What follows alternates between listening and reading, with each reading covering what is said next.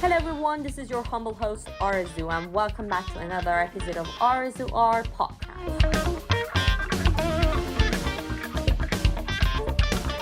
This is the first episode of 2022, and here I am back on International Women's Day, and I'm going to celebrate it with you with another episode with a lady in animation, one of the most amazing artists that I have privilege to talk to on this episode. I do personally enjoy talking to women and hear about their adventures and their journey. And please check out my previous episodes. I've talked to so many amazing women, and the guests that I have are all amazing artists. And yeah, just go and check them out if you haven't yet. And the story of so many women have not been told in history, but you just look at your surroundings and look at yourself, and you definitely will find a lot of strong women around you. I mean, the fact that you try to be the best version of yourself would help the world a lot. But shout out to all the ladies out there who've paved the way for the next generations. So salute to all the women out there.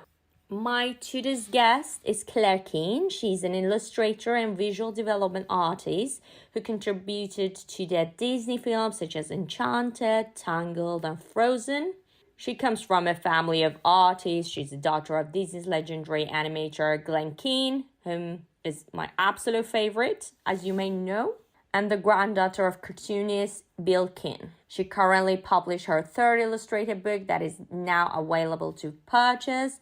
And in this episode, we are going to talk about all Claire's ambition to become a singer, to have turning point in life where she studied in France, learning about fashion and graphic design until she finally moved to visual development and work on Disney's Rapunzel. We talked about all the possible inspiration behind that movie, and her sketchbook, her fine art works, the painting that she does, and last but not least, her illustrated book and the latest little wonder. For all the superheroes, mom, and women out there, we also discuss about keeping the balance between personal and work life after becoming a mom. Here we go with another episode. Don't forget to support and share.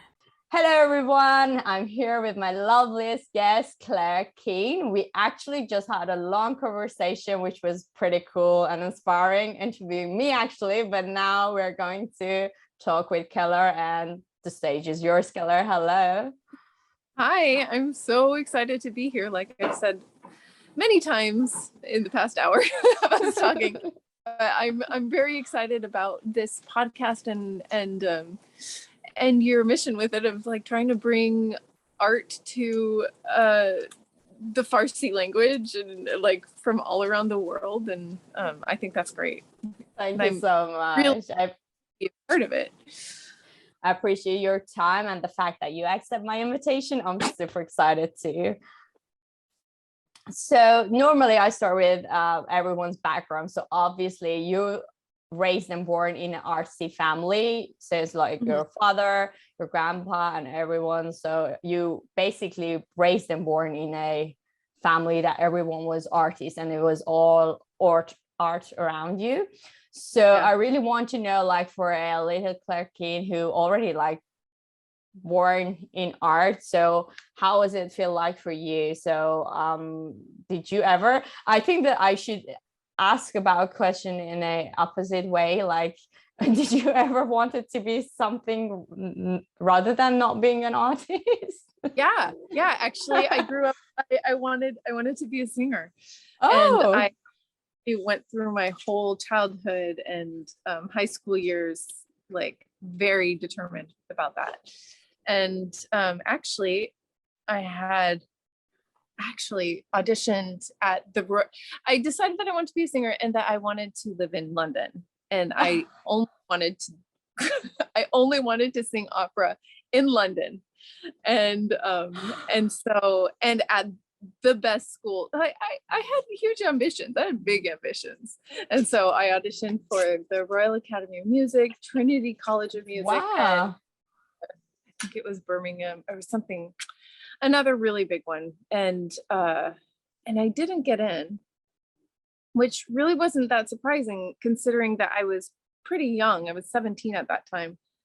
And but in any case, I was graduating high school, because they're like, oh well, you should like come back when you're like in 21 after university. So I was like, I don't understand how this works. And I was like, well, I'm finishing high school now and I need to get into some sort of college, and I can't go to a regular college because my math scores are way too bad. And math scores. and also we already discussed that. go to a regular school like that. So I ended up going to Parsons School of Design in Paris. I was living in Paris at the time. Oh, okay. And so all that to say, yes, I did want to be something else, and that was a singer. And, yeah. And actually, even to this day, I'm like, I really, really, like, I don't have any opportunity to do that anymore. Like it's not I'm not part of a choir. Like, I don't have anything like that. And so I kind of miss it. And oftentimes I really do think that like having my family be so much in the drawing world and the illustration art, animation world, like it really set the tone. That's what it was like, that paved a much clearer path for me than this thing, because nobody in my family was a singer. So it wasn't where I didn't know how to like make that work, but I saw how my dad had made the drawing work, and I had seen how my grandfather had made his drawing work, and like I had been drawing my whole life, and that was like both of those were like hand in hand, like singing and drawing. I still sing while I draw. That's amazing. Maybe you should do like a illustrated book with like sounds in it, so you can also have your voice somewhere in the book. You gotta think about like some creative ideas to combine this two in the future. I do need to come up with something somehow to use it, because my kids are sick of it. They're done with hearing me sing. A new audience. Yeah, talking about your kids. I mean, your kids are going to be like future artists, I assume, right? Yeah. Oh, for sure. Roman and Matisse, both of them are just like, it just like pours out of them. Yeah. It's really inspiring. Roman, he has so many ideas for stories. It's constant every day. He makes about like 4 or 5 books a day. I'm like, I can't come up with one idea. A talking hat that's okay, like super easy. Makes it look. Maybe you should do collaboration with him as well. I think I should. Yeah, that's really interesting, because obviously you're drawing since you were born, so it's funny to know that people who already are in the artsy family maybe want to do something else rather than that. Although like music is also art, but it's, as you mentioned, it's a different form that the path was unknown for you, rather than with like drawing and illustration. You already know how it works and how Disney is like, or like you already got that word within your house. So yeah, that's really interesting. So I also want to know, like, how was it for you too, because you were raising at the time that these other Disney princesses were born as well, like with like Ariel. So how does that feel for you, like as a kid, like when you knew that your dad, for example, create Ariel? Is that like as a child you cared at all? I mean, I was proud of that, for sure. But for me, it was more like, oh, my dad's like making a mermaid, and I was just like, I was 10 years old when he was doing, or when it came out. And so I think that when I was 9 years old, for Halloween, I dressed up as a mermaid. Nobody else was dressing up as mermaids at that time because it hadn't come out yet, but I was like, this is really cool. But I made my mermaid have blonde hair because I had red hair and I did not want red hair. And I was like, yeah. And so I was just like, I want to be a blonde mermaid. I think originally Ariel was also blonde, wasn't it? I don't know. I think I've seen early concepts of mermaid. Maybe it was blonde. I have a feeling that I've seen something. I don't know. So basically because you already was sort of like homeschooled, there was one interview that you had that was interesting for me, and it was like you were talking about how you and your brother was getting like critics from your dad, and you were the ones that you wanted to be critiqued and improve your art, whereas your brother was more like he didn't really want to like being critic, and he wanted to be encouraged. Yeah. So how did that help you to when until then time that you went to Paris and study art? So I want to know, like, you already had this base of foundation, and when you moved to Paris, does those stuff help you at all to like, I don't know, to have a base of foundation? Do you know what I mean? Yeah. Well, it did help. Just it helped me more for my own personal art at home when I was doing what I wanted to do. Like I could get like the basic shapes down pretty quickly in the way that my dad had shown me, and kind of getting the poses in there. But when I started art school at the French school after Parsons, I did 1 year at Parsons, thinking I was going to do fashion, and then I ended up. Yeah. You studied fashion for a year as well? Yeah. Did you? Okay, yeah. No. I just remember that you did that too. Yeah, okay. Yeah. And so then I went to this art school, and they really kind of like went back to the basics. And one of the first exercises that they had us do was we were sitting down, they're like, okay, I want you guys to draw an elephant. Just from memory, draw an elephant. And it was so simple. It was just like such a simple thing. Like you think that you know what an elephant looks like. Yeah. You sit down to try to draw it, you realize, oh no, this is much hard. I don't know what the proportions are. And you start realizing, oh shoot, I really don't know what these basic things, like I have like an idea of what it is in my mind, but I don't actually know. And that's what the school really was trying to teach us, was to observe really, rather than just observe, like just recalling kind of like basic shapes or like an idea. Yeah. And so when I would start doing a drawing, I would kind of start doing my thing that my dad had taught me, like basic shapes. And but I had to learn how to change those shapes based on what I was seeing, rather than just kind of going from memory, like, oh, this is what a torso looks like, but really looking at the torso in front of me and saying, oh, that is a very unique shape. And so I had to unlearn a few things. unlearn things in order to use those things that he taught me to a better degree.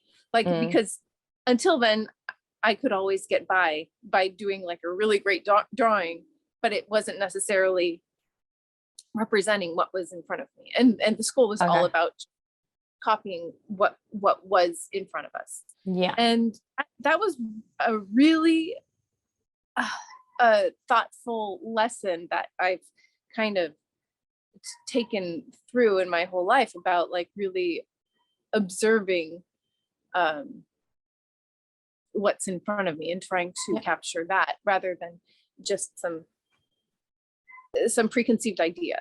Yeah, definitely. So, and also like generally the French schools approach are really different from American schools as well. So I think they are more allowing you to do more experimental things, or I don't know, play around with different materials, or being more, I would say, creative with whatever that you have. Is that right? in the French schools, no. No? Oh, okay. No. I mean, maybe other French schools, not one that I was at.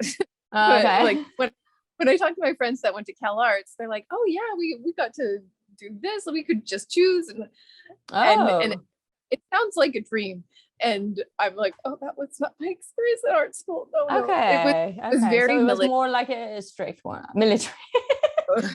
No, seriously, like they like we would do our illustrations for the whole week, and we would put them up on the cord, and we were 300 in the beginning, and after the first year we were only 100, and then wow. they would pare us down. Wow.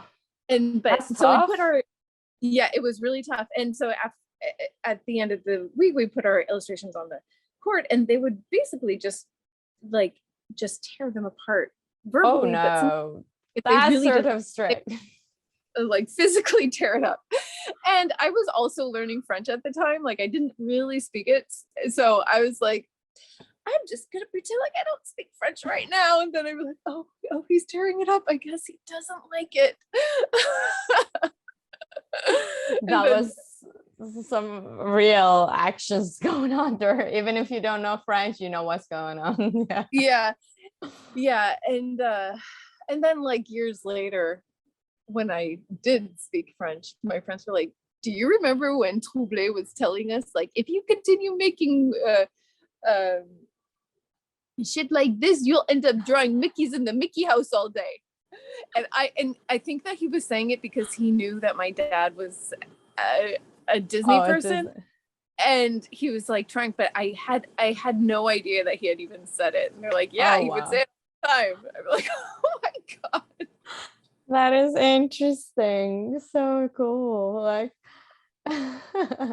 but I assume that even though they were really hard on you, but you've tried to, as you mentioned, to learn the new things and combine them with the knowledge that you have to make the best out of eventually I learned how to combine everything, but it actually I didn't realize the importance of that when I was in it, because I was I feel like I was just kind of like dog paddling, just trying to like stay afloat and just trying to get to the point that they wanted me to be at, so that I could like make it to the next level and make it to the next level.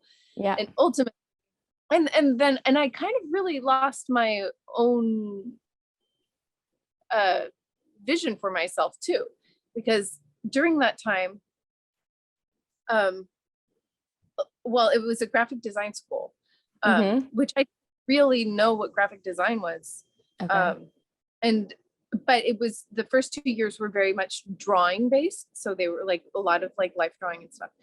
So I thought that it was like an illustration school, but it was really more known for its graphic design. And that's why a lot of the students had chosen that school. And they wanted to be art directors for magazines and do type, and because that's how the school kind of was going, like the direction that it was going, just naturally, without even thinking about it, my mind was kind of like, oh yeah, I guess I'm gonna have to find a job as an art director at a magazine, do type. Okay. I didn't realize, like, Claire, that might not be like I was really bad at that. And for me, like, that was like the math portion of the art. Like, you know, and I, without realizing, like, oh, actually, it's really the drawing part that I like. And not only the part, but telling the story through my drawings. And there wasn't much going on at the school. Actually, not at all. The storytelling part through drawings wasn't even like a thought. Although communicating an idea was a big deal. But that I would, when I look back at that and remember like how worried I was about not fitting in. And how is my future going to be like if I can't like do this typography? kerning, and I was just like, Claire, I guess I was just so myopic, but it was because I was like in this environment that was very much centered towards that. And it wasn't until we had our last year where we could, or I guess it was the last 3 months of the school, where we could have our thesis project, and we could decide what we wanted to do. Oh, okay. And I have a fairy tale to illustrate a fairy tale children's book. And it was like, I just knew this is exactly what I want to do. Okay. So that was like a click. So you already knew that you wanted to do more like a storytelling part of things, and you love drawings, but like learning more about graphic design. So with like illustrating books, it was like a little bit of this and a little bit of the things that you've liked. So that was exactly the moment that you realized that's book. Everything in place. And I was telling my dad while I was doing it, I said, I'm just loving this whole like exploration part of, because I had to design my characters for the book. I had to design the environments and what the dress that she was going to wear. And I was telling him, like, I love just like exploring all this stuff. I just wish I could have a job where I could just explore. And he's like, wait, Claire, like that totally exists in animation and on visual development. I was doing that for Ariel. And I was like, oh, that's funny. I never even, I guess I just kind of lumped that in with the job of an animator, but apparently they had like a job called visual development that was specifically for designing. And I was like, I want to do that. And that's when he was like, well, I'm directing Tangled based on Rapunzel, or he didn't say Tangled at the time because that came later. But he said, I'm directing a movie about Rapunzel, and we're gonna need some visual developments in it. And that was just like that. It's like my dream, a dream. Like just, I love fairy tales. I love fairy tales, and princesses, and all that world, and getting to do that. It was just like another combination of all that. And so then that thesis project really just kind of showed me like, oh, this is what I love to do. Yeah, interesting. That I've been telling myself that I need to kind of fit in and do. Yeah, that was so interesting. Like the fact that although like you were within this animation board, but you somehow got involved with so many other parts of art, like, I don't know, fashion, graphic design, and all those, like being strictly into drawing and drawing from like life, still life and such. So you kind of like forget that, oh, this actually exists in animation. So it's kind of like walk around and then go back to the first place, like full circle. But I couldn't have gotten there without doing all of that. But the interesting thing is I think that was again, it had a reason, because now that you mentioned that you studied fashion and graphic design and all that, now when we see our work, your work, we realize that how those things influences on your work, because obviously for the works that you've done with Rapunzel or Enchanted, you've have so many like custom designs or hair designs that obviously shows that you had this sense of fashion, or you kind of had a knowledge of that as well, or I love that. With your like illustrated books, obviously you learn those skills from like how to have like this typography, or I don't know, graphic design, or how to put a book together. So which I think that's how it makes it interesting, because it's not like a full circle for nothing, like you learn a lot of things, and you sort of like combine everything to go back to where you were supposed to be. Very much what happened. And it just seems so simple, like, wait, how did I even like lose sight of that? And sometimes I wonder if there's ways in my life that I'm doing that today, or I'm like, wait a second, like what am I trying to fit in for? So you've started working in animation in the first. Did you start from working on Rapunzel or Enchanted or others were before that? So no, I went directly into Rapunzel. Rapunzel, and, okay. Worked on that for 7 years. Wow, it took that long. Oh, Wow. my dad was working on it for 14 years.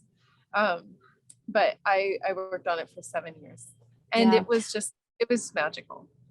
I know that you've, I mean, I already told you the story of my life, but I actually remember the very early concepts of Rapunzel when it came out. It was this famous Rococo work. I forgot the name, but the Rapunzel was on a swing. So which was inspired by the Rococo painting. And I remember that was the very, very, very early Rapunzel news that came out. And I remember that clearly. So yeah, I'm feeling old. If it was 40 years ago. That was the art director at the time, Lisa Keane. Oh, who, of no relation, but her name is spelled just a little bit different. But she's the one that did that painting. And I saw that painting and I was just like, oh my, she had done it all in Photoshop. And I hadn't anybody paint in Photoshop before. And so when I got onto the show, I was like, Lisa, you have to teach me how to paint in Photoshop. And so she's the one that amazing. Yeah, because you obviously have a really versatile style. So I've seen you do a lot of like hand drawing with different materials, pastel, ink, watercolor. So on Rapunzel, you learned Photoshop from Lisa. Shout out to her. Wow, amazing. Cool. Yeah, she was amazing, and she was such a support, and still is throughout my whole. Yeah, definitely. So with Rapunzel, when I look back at your work, it's also, now that I mentioned like a Rococo inspiration, I also see a lot of like, I don't know, you also have a lot of different drawings there. There are some really simple, sketchy drawings of Rapunzel, and then you have these digital paintings that are more rendered with light and color. And I also have the feeling, because maybe life in Paris also helped you as well to get inspiration from these famous painters, or I don't know, like you have this, I don't know, Rembrandt lighting in some of your works and all that. So I want to know how does that work? Like within only one animation, you have so many different styles and different concepts. Is that what you've been told to do, or is that what you wanted to do yourself? Or I mean, was it like you've been directed to do, for example, a pen work for Rapunzel, or is something that you choose? Or do you know how does that work? Because there are so many things. There are, and it's all about like what I'm trying to communicate in those drawings. Like, so the sketches, I'm just trying to come up with ideas of how this girl, it's like the storytelling part of like, how do we show that this girl is in a tower and that she is your every girl, like that. How do we show like the relatability of this character that most of us have not had to live, fortunately, of being contained in this tower? But like, what would I do if I were confined in my house all day and just trying to like come up with that, and like, what are the little things that are going to make Rapunzel relatable? And those ideas needed to come kind of quick, and I couldn't censor myself. And so they were done with just regular pen in my house, because also I was coming out of a phase when I had been like really kind of tight and like in Photoshop, like doing, I think I was like working on eyelashes or something. and that I was like, I need to just break free from that. I just need to get into like real medium and like not have button and everything, because I needed to not censor myself. And that's where those drawings came from, was just trying to come up with lots of ideas. Exploration. Exploration. And then the Rembrandt stuff, we had just changed the style of the movie from like Fragonard to yeah, it was Fragonard, yeah. We wanted to make it darker. And I don't know if it was my dad that was talking about Rembrandt or if it was me. I think we were just talking about it being dark. And so I was like, I think it was my dad that was saying like, yeah, it'd be so cool if it could like have those deep shadows the way that Rembrandt had. And so then I was like, yeah, I want to see what she would look like in that style environment. And so my assignment at the time was just to design her dresses. And so, I mean, as a visual designer, I could choose to use any medium that I want to design the dresses. It doesn't have to be anything. I could have chosen to just do lots of sketches in pen. But for me, what was really inspiring me at that moment was this style piece. And so I was like, well, I'm going to do my dress designs in this Rembrandt style. So that's why there's those paintings that feel like Rembrandt, and she's in different dresses. Yeah. Again, when you talk about dresses, it's just always so cool to know that your background in fashion helped that too. But yeah, obviously, within like when you are in the viz dev especially, you have to explore a lot of different styles, and because the movie takes so much time to get to the production part, that's why as you were mentioning, sometimes the story change, so you need to design new things based on the changes of the story. And maybe again, that's why a lot of like pieces that you've done are different as well, because when you're in the viz dev, it's all about like exploring different things and all that. But how about like because you were also mentioning that you were, it's really funny that you were saying, I was trying to think how a girl would be if she works from home. Now we are all in that right, so we are all in lockdown, so that's funny. Back in all do know that experience. Everyone knows. So I didn't want to stop you at that time, but now we all know how it feels like. So we are all, I think we all do baking, candle making, all the things that Rapunzel was doing in her castle through this past 2 years with Corona. Even I was baking, so it shows that 2 years stuck in castle would make you do things like that. But yeah, definitely at that time you had to explore what the character is thinking. So it's also one of the processes that the visual artists go. And can you tell me more about like what questions do you normally ask when you want to like design a character or an environment? Like what sort of question do you ask yourself to get to that? I ask so questions, especially to that is like assigning me the project. They're like, okay, so we've got this character, and I have like my list of questions. Like, okay, so does this character have parents? Like, did they love him? Like, I want to know everything. Wow. And most of the time they have no answers for those questions, and you so have to make it up. I have to make it up, and that's inspiring to me because I want to feel that my designs, I can't design in a vacuum. It just like if I'm just designing because I'm trying to make a cool looking character, I don't even know what that means. Like I don't. But an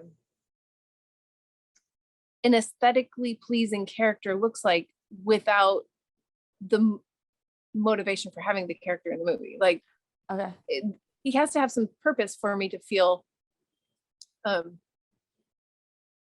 like it's working or not working. Okay. Yeah. So I ask myself lots of questions. I ask myself, how does this, mostly I ask myself, how is this character supposed to, why is this character in the movie? And what does he mean for the other characters and how to bring out certain aspects of the other characters. Okay. Or so basically the role of the character and the relationship it has with the other characters in the movie. And and so then a lot of times what I end up doing is designing that character in relationship to the other characters. So while I'm exploring, I'll kind of like put him or her in situation with other characters, so I can see like, oh, I like this like shape difference, or this shape is actually way too similar to the other character shape. What can I do to kind of like separate them? Or maybe they're supposed to be very similar. I don't know. I and see. Those are kind of the things that I think about. Yeah, that's good to know. So so even I think with the Rapunzel, you when you were doing the paintings of her doing on the wall, I think you had to also think about how Rapunzel would do it, like what sort of style would Rapunzel paint, right? So that's how you figure out this simple shapes of her, or I don't know, drawing songs or being so like decorative art sort of thing. So and it's really interesting for me because not only you had to think about how she would draw, and you were drawing how she would draw, you know? So you were also actually doing it yourself in the real life painting on the wall of like Disney Hall or whatever it was, right? That was after I had already. It was after that. Oh, okay. Like up with the idea while I was painting on the wall. That would be like, I would have had to get paid a lot more for that. Obviously, but I think that was a cool experience though. Yeah, to be able to.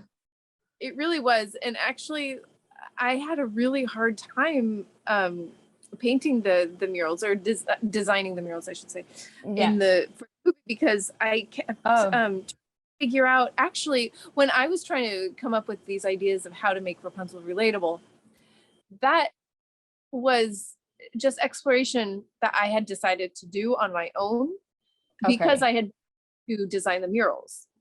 And so I'm sure the producers were like, what is she even doing? Why is she like doing these like drawings of Rapunzel, like making chocolate croissants? Like, how does this have anything to do with the murals? But for me, I felt like I had to get to know her in order to feel like I knew her well enough that I could paint her paintings. Yeah, I just wanted to mention something. I've been to Disney cruise here in UK. So it was so much fun. But they had this Rapunzel restaurant, that Rapunzel themed restaurant. And it's really interesting because now that you mentioned that you had to go through all these details, you know, even not only it happened in the movie that they're like, I don't know, they obviously used it in the movie, but in the merch and all the crews and everything that they're designing now, they all have this sun theme on the wall and on the cutlery and all that, which is actually when I was sitting in the restaurant, I was thinking that, oh my god, a whole team of like Visdiv was working in this. So I want to say that your work actually goes much more than the movie. You know, it's not only like happening in the movie itself, but through a lot of like merch and even the Disney themed restaurant of Rapunzel. They're also, it's your design, you know. Yeah, and Disney is the perfect example of that, because they have, like, I don't know, created so many things off of that they've made. Yeah. But in that, for the murals, like that was like a whole, like, I just like a psychological dive into this character that we still didn't know who she was, and I realized that it was in trying to understand who she was that we ultimately ended up creating her. And once I had done all that, I felt like, okay, I feel like I've done enough work on her to feel like I can, like, it was an honor to be able to be her like conduit for painting her paintings. And I felt like, okay, I've earned my due. Like, I've spent these hours with her in her tower, and I think that I could figure it out. And so then this actual style, because I didn't paint like that before. I mean, now I've been able to kind of like, that is like a way that I paint now, but that's really because making those murals, it kind of like inspired something in me. And that was really inspired by the illustrator Charlie Harper from the 1960s. He did these biology that were very like, the shapes were very simple, and he would do these big like pieces that would have lots of different like objects on them, or animals, like a whole thing of animals or leaves or something, and they would all be different, but they would all like fit in like puzzle pieces. And it was just, every time I would look at the Charlie Harper books, like my heart would just like, oh, it's just so good. I think it was Todd Oldham who had it printed out and was really a champion of getting Charlie Harper's work out into the public at that. Yeah. And I was really just very inspired by that. And then also just the naive, a very simple way of seeing reality from the medieval scripts, like the medieval painting, and seeing the way they would describe, it wasn't perspective, but they would like kind of show a whole pathway, not in perspective, but it was like they were telling a story. It was very, and I really connected with that too. And so those two things together kind of made this style. I see. Was it also like artists like Chagall or that as well? Or? Well, yeah, and so one of the reasons why I had such a hard time figuring it out was because my dad kept talking about Chagall, and he wanted her paintings to feel like Chagall paintings on the wall, and I just couldn't see it. Like I didn't, like, Chagall has like really big pieces of color behind his characters, and I just didn't know how I would do the murals in that style and have them feel full, because it also needs to feel like she's been doing this for 18 years. It had to be just like full of stuff. Yeah, and more detail. Yeah. And so when I was talking with him about it, what I realized, what he really loved was the colors, like the bright colors of Chagall, where it's like colorful.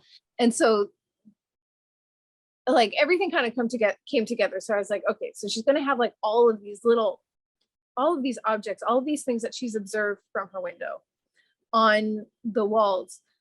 But it can't just be like, they have to have some sort of cohesive design. And that's when Charlie Harper connection came into as well. Connecting shapes. And then the Chagall piece came through. I was like, oh, I can put the vibrant colors through it, and perhaps it's like a spectrum of color going from blues to greens to yellows to oranges to reds to pinks, and have it kind of go around like that. Interesting. And those were ways to kind of like keep the ideas kind of cohesive, rather than like object. Yeah, definitely. So even like within the murals on Rapunzel's wall, you can also understand, like by looking at them, especially like within the beginning of the movie when she's singing and all that, you can understand her story in just one song. You can understand like what she was doing in 80 years, as you mentioned. So if she was like making croissants or whatever. So yeah. So that's what you were trying to do. So sort of like bring her story and connect all the parts of her life in one big painting, right? Mm-hmm. Yeah. I think also it was a good experience for you because you've also continued doing murals in your own bedroom. So yes. You had a fun of that. Right now I'm trying to design my my living room wallpaper, and I've been teaching myself how to do like a half drop repeat, and it's just I understood it, but it was mental. It makes me crazy every single time I get into it, and it's been a year. I've redesigned it like 14 times. Like nothing, I feel like nothing is good enough. And then I'll see somebody else's wallpaper, I'll be like, oh, I want it to look like that, and so then I'll redesign it, and then I'll like be down like this rabbit hole of like something very geometrical, and then I'll see something else, be like, oh no, but those beautiful floral and then I'm like down that rabbit hole, and you cannot decide. On a side note, I remember you've been doing your house design very cool, that you were also in a magazine, and I remember you had this whole spot for doing only pastels, right, in your house. You had your own studio doing pastels, which is really cool. So I'm pretty sure whatever you choose is going to be awesome. Yes, someday. Now I have two like half put up wallpapers up there, and it's been like that for a year, and it's so embarrassing. Don't worry. You already made it to the magazine for having a cool house, so don't worry about that half wallpaper. But talking more about like your drawings, one of the great things that I love about your work is the fact that you it seems like you carry your sketchbook everywhere as if you are doing photography, because with your sketches you are capturing every moment, whether it's your kids or I don't know, you're having a coffee or you're, I don't know, traveling. You have these cool sketches of every place that you go that are really loose ink and pen sketches, and with sometimes with watercolor. So I want to know because you also talk about early in your school time you were learning to observe. So can you tell me more about the fact that how important it is to observe or capture those real life moments? Because I think it's sort of like a journal for you, but at the same time it's very unique. And I think basically instead of like taking a photo, you sketch. So how does that work for you? I wish I could say that it was as much of a habit as you're kind of making it sound. I feel really guilty because I haven't done a sketch for a super long time. But yeah, when I'm doing those sketches, it's like a chance to like really just dive into that moment completely. And to just try to capture like the feeling that I'm getting from that moment. And so, like if I'm in a really cool cafe, like it's always in a cafe. I just love cafe, and like it. So Farsi. And so I want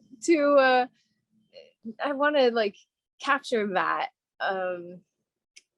And so I guess looking at the people and the way that they're dressed or the way that they're sitting and talking,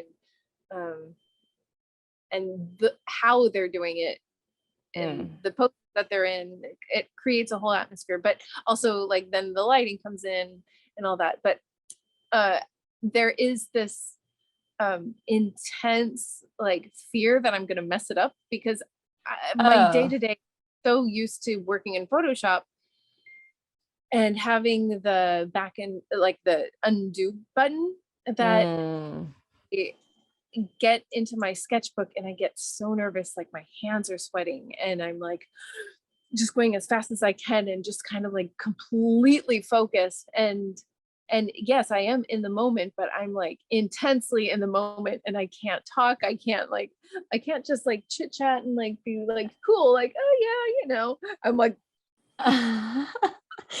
that's so interesting to know. What?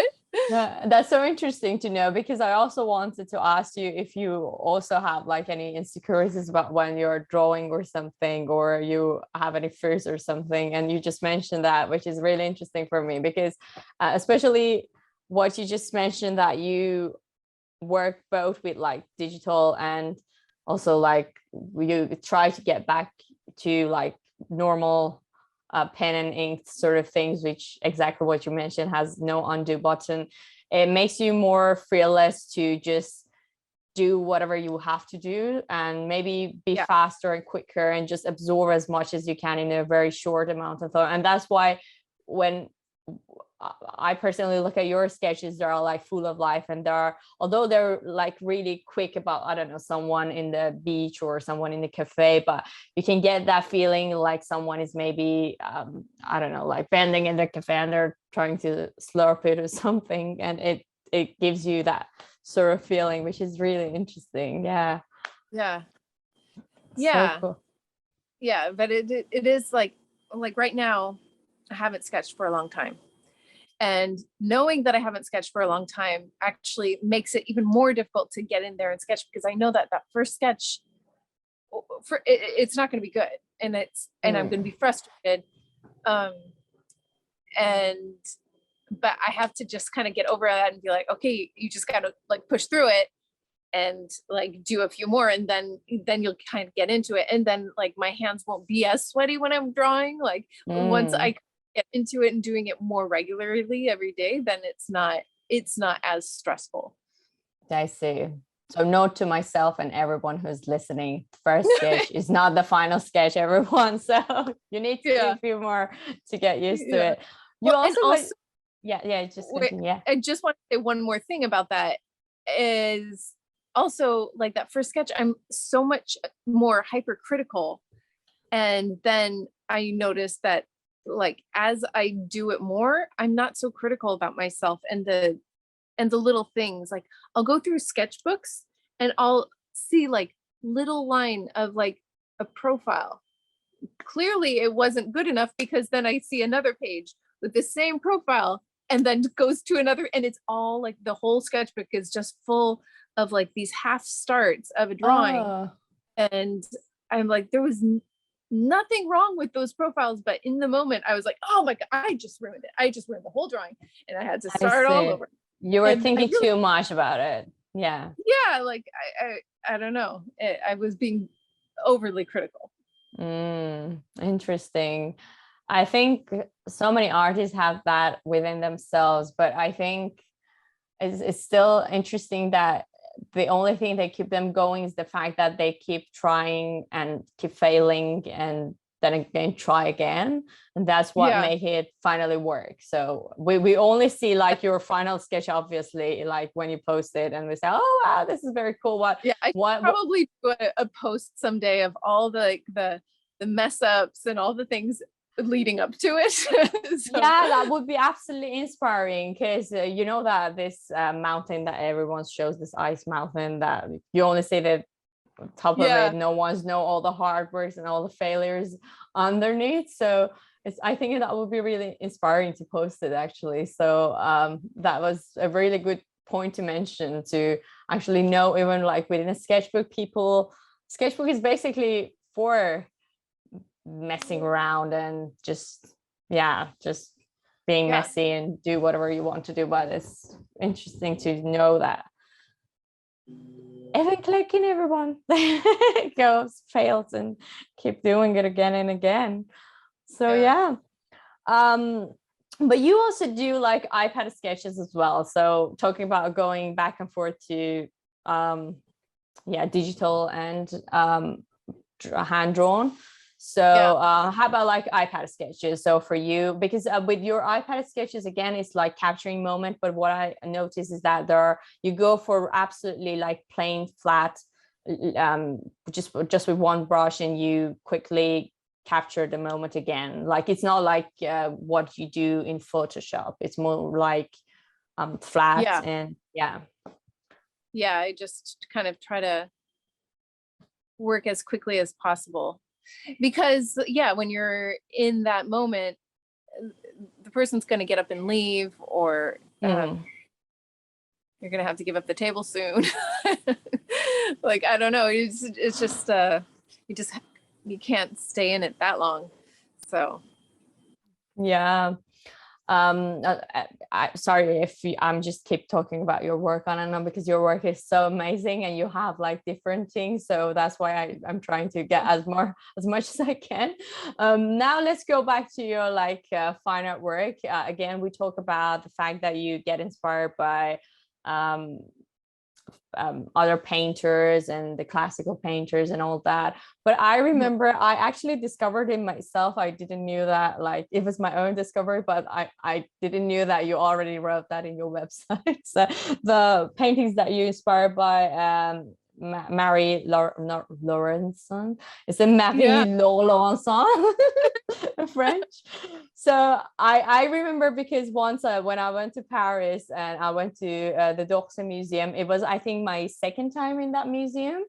But it was funny because when I passed by her work, I didn't recognize her work the first time. The first time I think I was more into Degas and those sort of people that I love and know.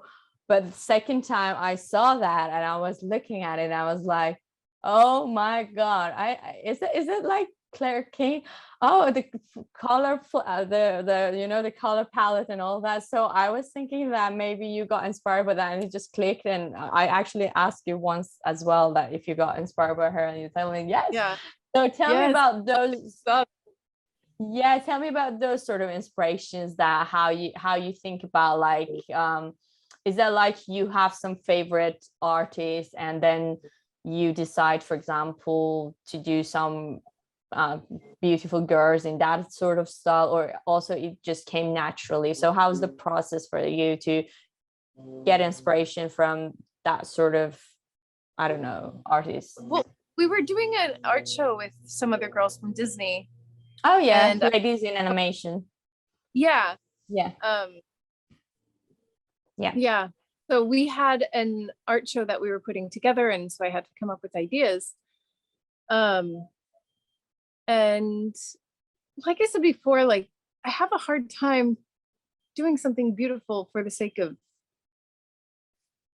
beauty or appeal without like having, I don't know, something behind it. So it was like or having a purpose behind it. And so I struggled with it because I consider myself more of an illustrator and having to tell a story with my art, but I didn't want to have art up there that was like telling a story necessarily. I wanted it to be something that was just beautiful. And there was this feeling that I got when I saw the Marie Laurencin paintings in Paris. It was just like, it made me want to do the same. It was just like, oh, I want to just live in that space. Like I want to know what it feels like to make those decisions with my paintbrush. And so when that opportunity to do that art show came up, I was like, oh, I want to kind of be inspired by Marie Laurencin and have that like soft, like those round shapes, curves, and kind of, or just like visually what I would want to do if this is just purely like what I think is visually pleasing. What is that going to look like? Yeah. And so it just kind of took me back to that time that I had seen the Marie Laurencin paintings in the Orangerie Museum, and it was just like, oh, I want to do that. And so I was like, oh, this is my chance. Yeah, interesting, because that was really cool thing for me as well to discover. It's like, oh my god, probably the moment that you were there, I was like also there. Yeah, understanding. Actually, a Ladies in Animation project was a Kickstarter project that was, I don't know how many years ago it was, but I also supported that project, and I got your print in my house as well. So I got the book and also the print. So yeah. Yeah, so it's I think one from you and one from Laura Beauvais. So I got like 2 small prints, which is really cool. So yeah, I got your artwork in my room. Yeah, which is really lovely. So as you mentioned, it's really like a very just a beautiful, and also I love the color palette, which is like this lavender sort of things, bluish, purplish thing. So yeah, absolutely beautiful. My friend from arts, she's always teasing me. She's saying like, yeah, your world is just purple. Like I come into your office and it's just like purple everywhere. And it's true, like purple pastel dust everywhere. And when I was in Paris, oh, I just fall off. Is your phone okay? Yeah, it's fine. I know, like, sorry. iPad holders like keep it very. I'm here. Yeah, I can. No, I can see you. But is your phone okay? Yes. Hold on, it's my iPad. Let's see. Zoom. Oh yes, you're back. Oh, sorry. Oh wow. I have to like prop it up. And so that was a moment that I just fall down. That was a point of view. Whoa. That the newer ones they're like more designed for this type of. I haven't noticed. Yeah. So I wanted to also let's talk about your book illustration as well. So one of the things again is interesting for me. I think most of the books that you've wrote and also illustrate, of course, is based on your experience of being mom, and also got inspired by your daughter, if I'm right. And I think it's that moment in your books that you finally brought your own personal experiences rather than something that is commissioned or something within someone else's story or fairy tale. So how does that experience work for you, and how what did you make to wanting to, for example, tell those sort of stories that are more personal? I think I've always wanted to tell something that is like my life, or like I mean, even with the Rapunzel stuff, like it was very much like trying to translate myself into Rapunzel. And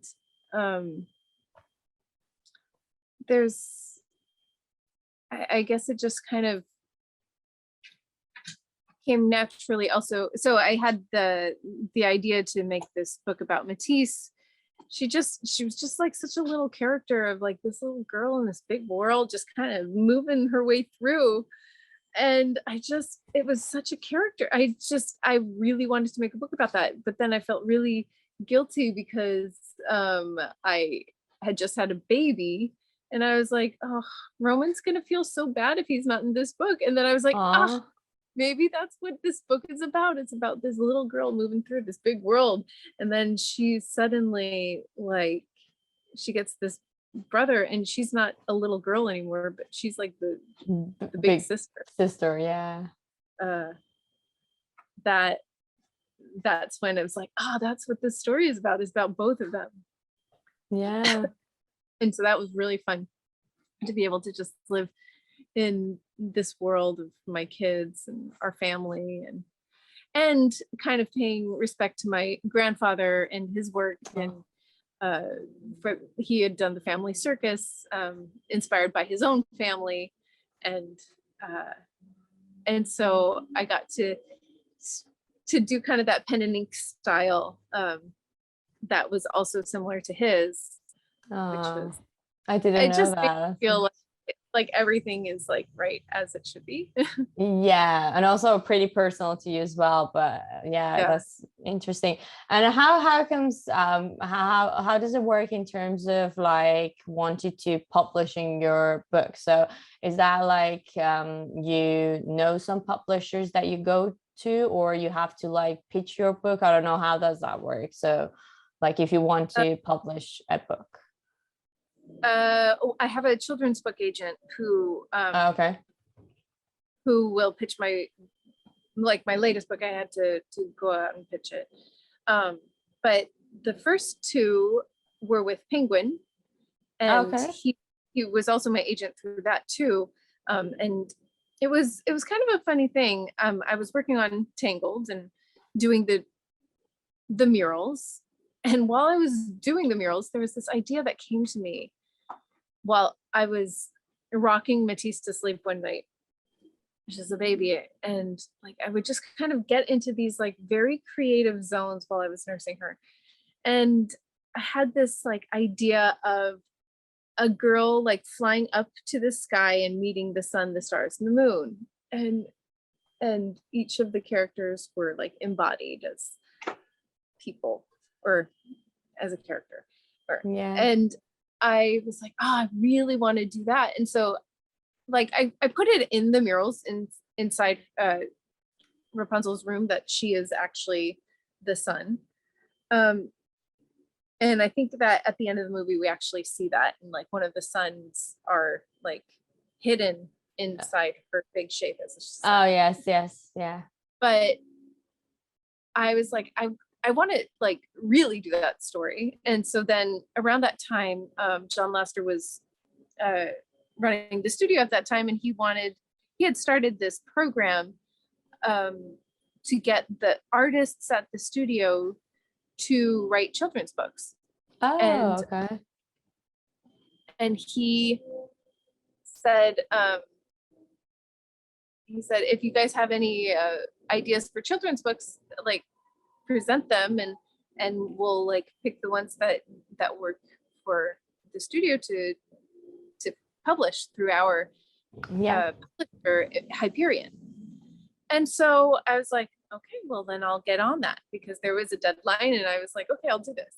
And so I kind of worked through the whole story, and then my agent contacted me around that time, and he said, hi, I saw your work in a magazine of some sort, and it was that magazine that you were talking about my house. He saw, he found it was his wife. She'd seen me in there, and she's like, you should contact this artist. She works at Disney. She might be interested in doing children's books. And so he contacts me, and he said, would you be interested in doing children's books? I'm a children's book agent, and I represent, and so he listed off like John Clausen and Christian Robinson, and like all these amazing illustrators that like I had already like realized that I loved these illustrators. And I was like, wait, this guy's, I want to be represented by this person. Yes, right on the right time. Yes, right at the right time. He's like, and so if you have any children's book ideas, like let me know, and we can like, I can help you pitch them. Yes. It's like, actually, I just happened to like last week finish this idea. And he's like, oh, well, great. Next time you're in New York, let me know, and I'll like set you up with all the art directors and stuff. And so I was going to New York for a high school reunion, and I go out there, and I show my portfolio, mostly just to illustrate other people's books, but also I had this idea for a book. And the first people that I met with was Penguin, and I showed them my book. And for 2 days straight, I was just going and meeting lots of different publishing houses and art directors, and it was so much fun. And end of the second day, my agent Steve calls me, and he said, did you check your emails? And I said, no. He's like, Penguin from yesterday morning, first people They're like Amazing. they want to So offer cool. you a tool to do Once Upon a Cloud, this story about this girl going up to the sky and meeting the sun, the stars, and the moon, and another book that I was like, I don't know if I can sign the contract for a second book. I don't For have unknown one. and So but cool. so that was how that all started, and that was really, really special.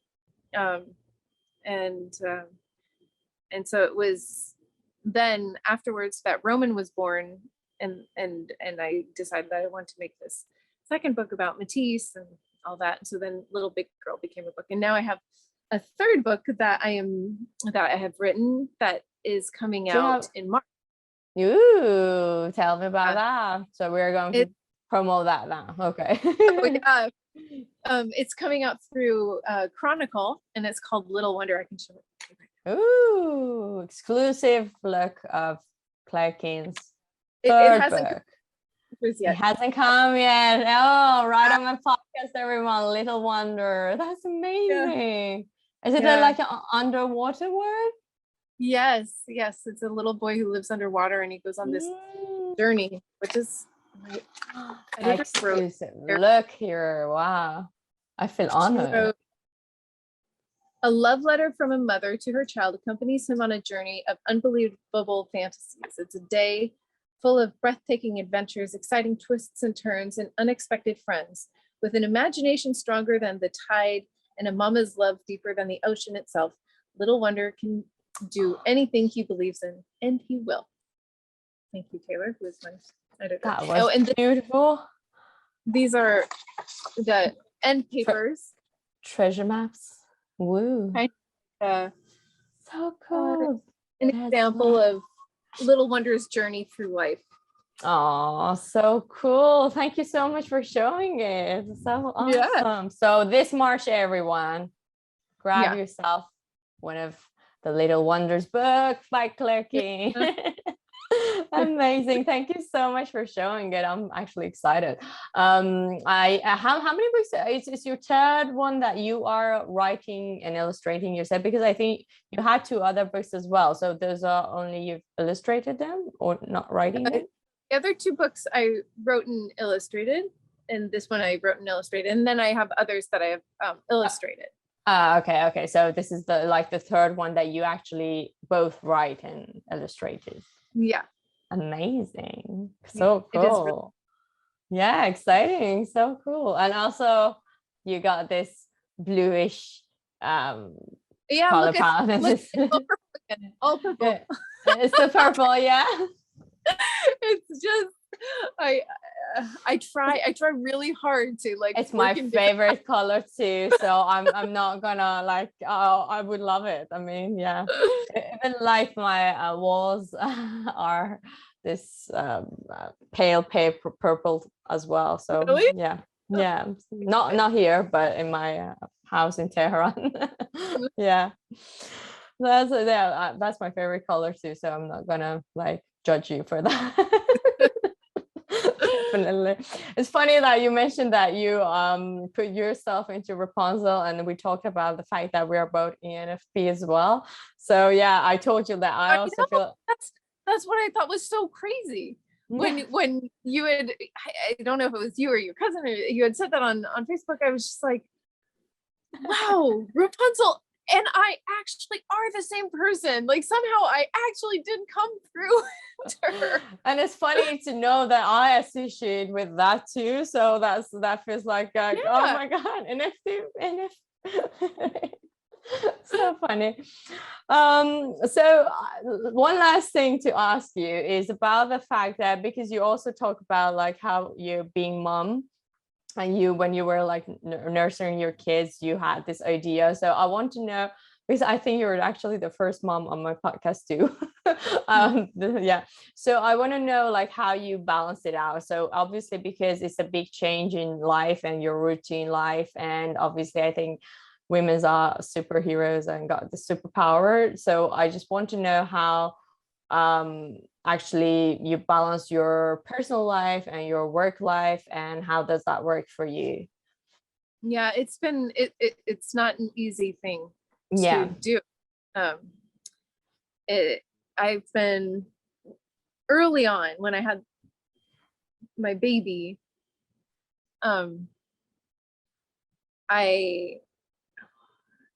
there's just so much to say about it. Like so I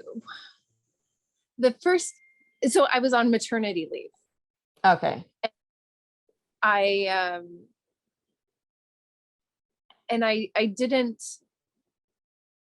didn't know how I was ever going to go back to work, because oh wow, all of my attention and focus was on her, and I'd never left work before. And so I was, wait, will all of my creative drive have been just to have this baby? Will I never have my identity again? And it was a real fear. Plus, I was just afraid that it's a complete change of identity, and suddenly not doing any of the work that I had previously done that was bringing me my sense of purpose, or like I didn't have time for it. It was just me nursing the baby and nothing else. And I just felt like my whole my confidence in myself like just went down, and I didn't like I don't what if I can't even draw again? Like what if sorry, people are texting me. What if I can't draw again? And I just tried drawing, and like there's nothing there, because ultimately when I had Matisse, I didn't feel like drawing. Like I didn't have any desire to be doing any of that stuff. That's a lot of changes, I think, going on at that time. Yeah, it was. And I'd never experienced that before, so it was a little scary. But there was those moments when I would nurse her and I would get into that really contemplative state, because she needed me to rock her until she was fast asleep. I couldn't just like lay her down and then go off and have my meeting. I would rock her and then like get into this like delirium in my head. Like 2 hours later, I'd be stumbling out of her room like I'm awake, and everybody would be done with it. But in those times, like that's when I would like have like these ideas, and all the ideas that I have now that I'm trying to like push forward into production in some way or another have come from those moments of nursing. Interesting. And they were moments of like just reminding me like, no, you still have these ambitions. Yeah. And we'll get back into it. It's from a deeper place, not a place of like needing to get something done. It's like have like a purpose for doing it. Also, and it's so, about the timing. I think it's about the timing, right timing as well. So yeah, that is another thing that I'm learning now too. Yeah. But and so then my maternity leave was up and I had to get back to work, and so I was trying to work and take care of Matisse at the same time, and it wasn't working because I just felt like I was being a bad mom, being a bad worker, and just I wasn't like, nothing was getting done well. And so eventually I was able to get a nanny. Okay.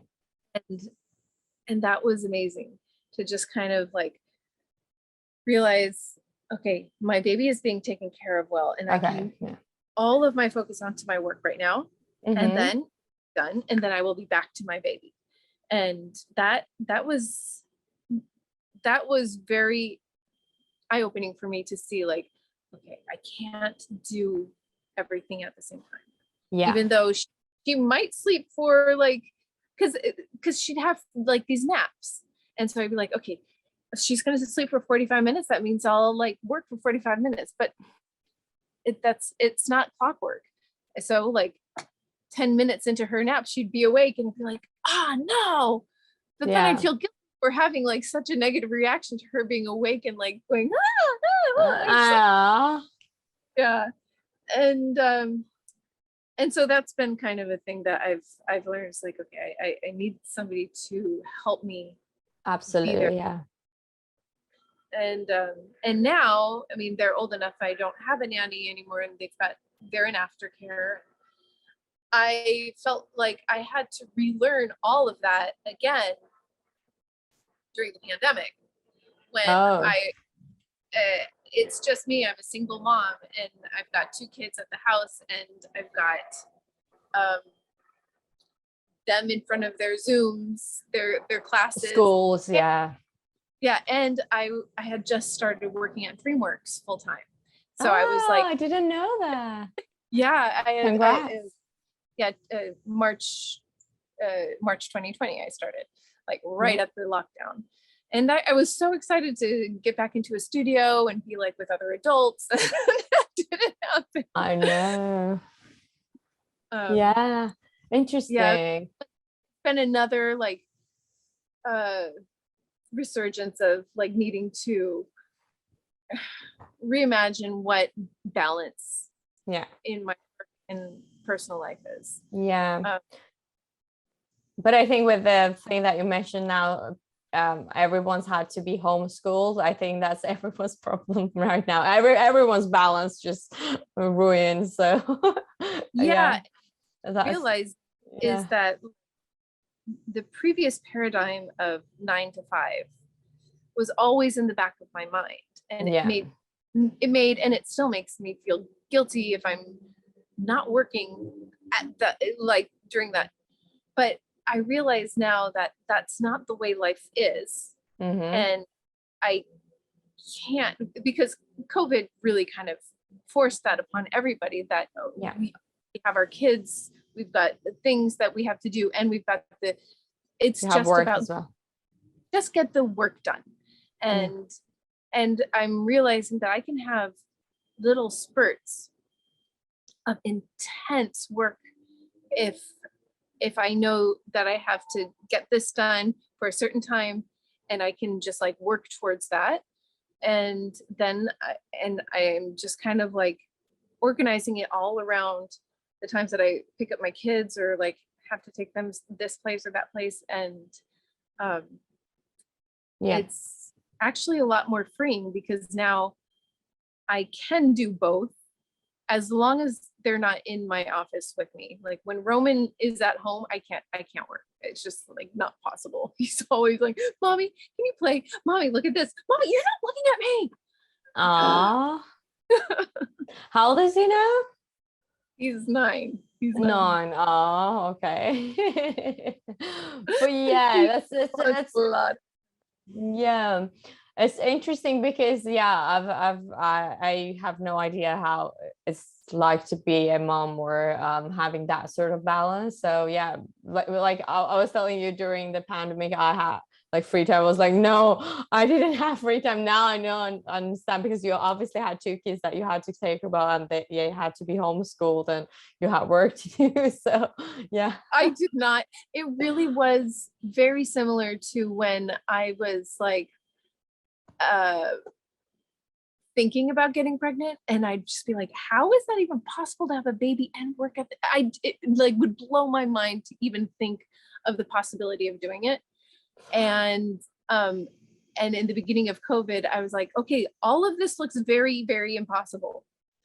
But I know I will get through it somehow.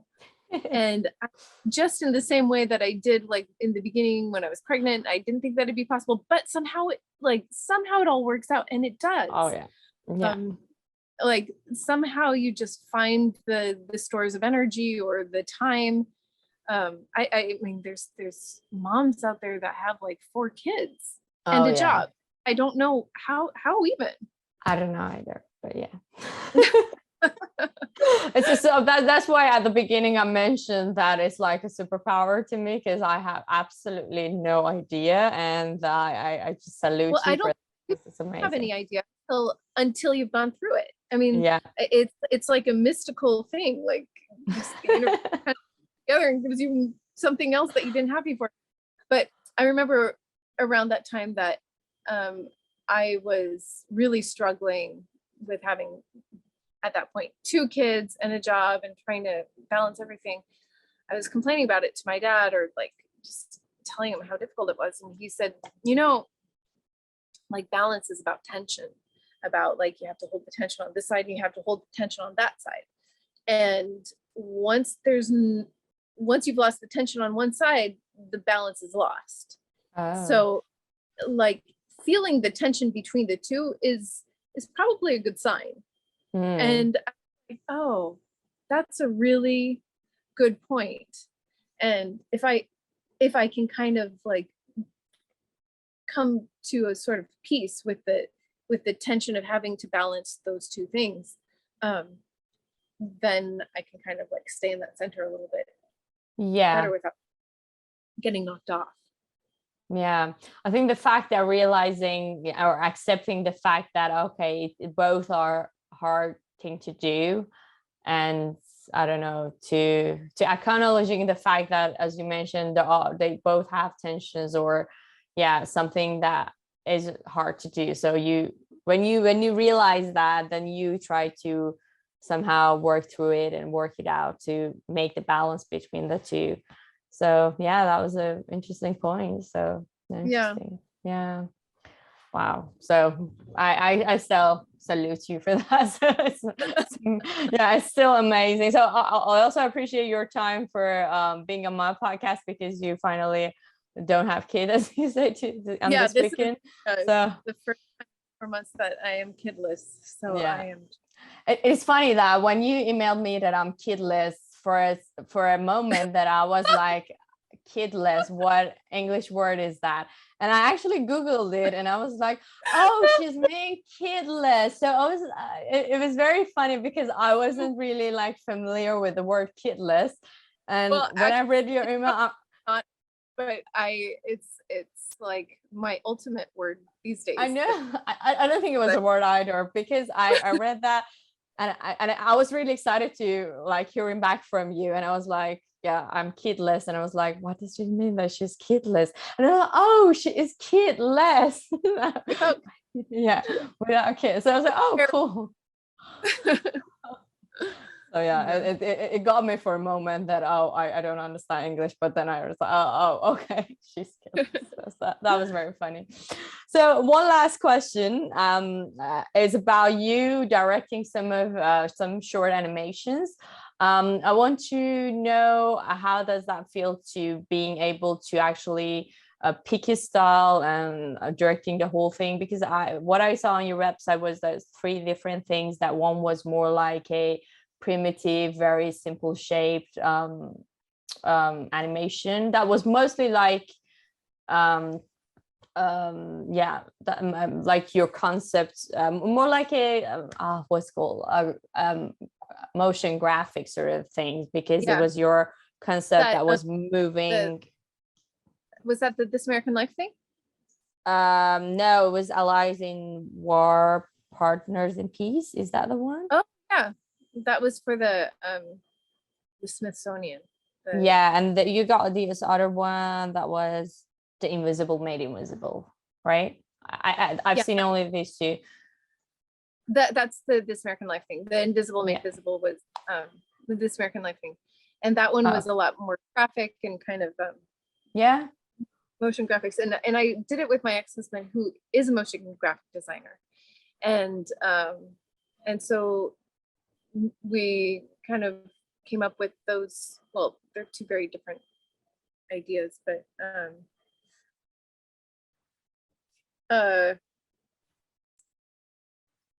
well, both of those had the person that was like asking us to do it. So the This American Life thing was Ira Glass that had asked us to do the intro to his live show. You know, he has a podcast, This American Life, and he had 4 or 5 different people coming on, and Mike Birbiglia was in there, who's a comedian, and so is Tig Notaro, who is also a comedian, but they also have like these life stories that they tell. And so we had to design something that went from one thing to another that could kind of like animate in between each of those. But that also felt like the people that were presenting. Okay. And so that was really fun. It was just kind of something fun, and there's like, I get to use my creativity in a more graphic way than that's what I want to say too. Than I need to do in animation. That's more purely visual, about like transitions, and also Vincent X, he also thinks in that way too. We were in art school together in France, so he thinks in that way in terms of like transitions and shapes and what from one thing to another. And then the Native American project, that was inspired by my murals, actually. There we go. Was some people who had seen my murals had wanted me to design something for this space in the museum, for this to tell this story of the Oneida Indians, or the Oneida American people who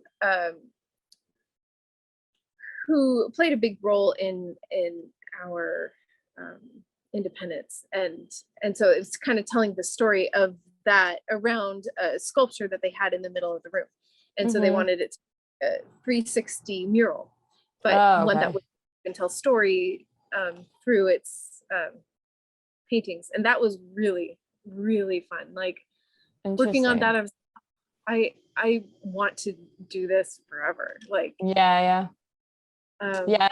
the reason that I asked this also was because it was very like, it's different, as you mentioned. It's more graphic, and it's different from the visive stuff that you were doing that was more like, I don't know, sketchy or rendered. So it's much more visual, like visually driven rather than story driven. Although the Native American thing actually had like, there were very specific themes that story themes and historical events that needed to be conveyed, and so that is also like really exciting too, to have something specific that needs to be showed.